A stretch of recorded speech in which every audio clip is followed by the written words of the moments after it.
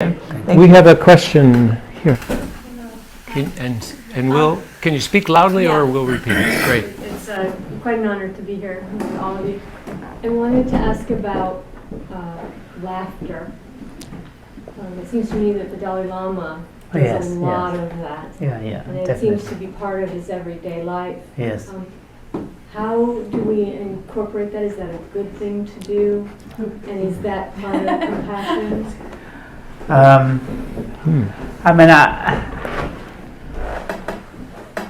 Well, increasingly the science is showing us it's actually very good for you.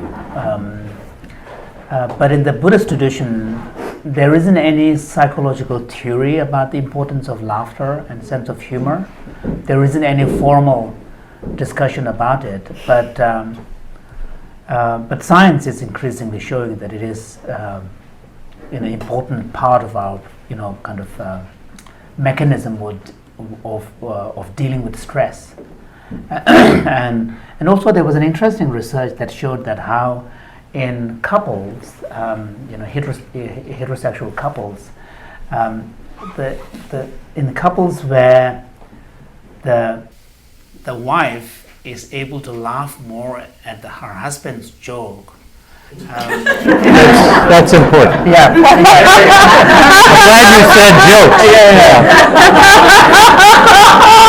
So that apparently is a much greater chance of longevity.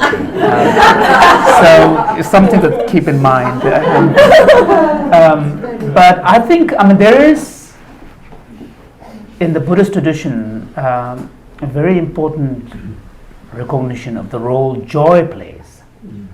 For example, like, a lot of us struggle with motivation. Like, everybody makes a New Year resolution of going to the gym, gets a membership, and, by the 6th, 7th week, you're feeling guilty because you've already paid money and you're not getting there. And, we're all used to this. So the initial motivation to do something comes extrinsically from outside. So whether someone puts a pressure on you or whether you already read about it in the journal, how fantastic it is, and then you choose the right moment to make the decision. So the initial motive will have to come from some other, understanding the benefits of it and so on. But in order to sustain it, then you need to find some internal, intrinsic motivation. And there's nothing more powerful than joy. Parents who have struggled with teaching their children how to ski or playing sport, tennis like this, initially there's no alternative to simply trying it. Dragging the kids. I live in Quebec, Montreal, and if you don't ski, if you can't afford it, then it's something else. But if you can afford it, if you don't ski in the winter is very, very long. But if you're able to ski, then it completely changes your attitude to the long winter.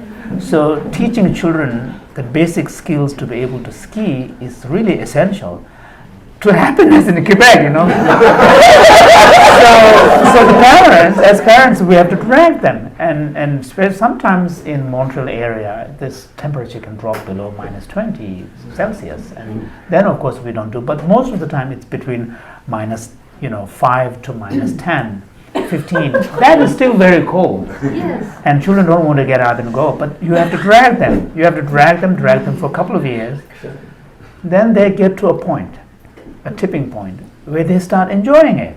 And then they do it with their friends. And after that, you don't have to make any effort. And that's the joy that sustains the motivation. So in that sense, joy has an important role to play in sustaining motivation, whatever we do. So, and laughter, I think, is, in some sense, part of that experience of joy. Someone like His Holiness, he laughs a lot. And he has this ability to switch modes. He will be dead serious, taking you through this very, very esoteric, fine-tuning philosophical argument in one moment, and next thing he's laughing like a kid. So this ability to shift gears, and laughter is also I remember many years ago when I was a monk. Actually, this was during my first travel with His Holiness internationally, 87. The first stop was in Vatican. And we were at a Vatican monastery for a couple of days. And actually the first stop was in Germany, and then came Italy. And we were at the San Anselmo monastery. It's beautiful, you know, Benedictine monastery where you eat your supper in silence with this Gregorian chantings going on. It was really beautiful. By the end of the second day, and there were a couple of monks with me, attendants, and there was an American monk who's from this Benedictine monastery, and he said to me, I have watched you guys the last 2 days. You know, you Tibetan monks, you look so happy, you know. You know, you laugh, and you seem to be relaxed, and he said, what is the secret? I mean, I didn't know. I've never been asked that question. And I said, well, I suppose we don't take ourselves that seriously. And looking back, I think that is the right answer. It is. Because, those who have a good sense of humor, they have this ability to not to take themselves too seriously. And I think is important, yeah. Good.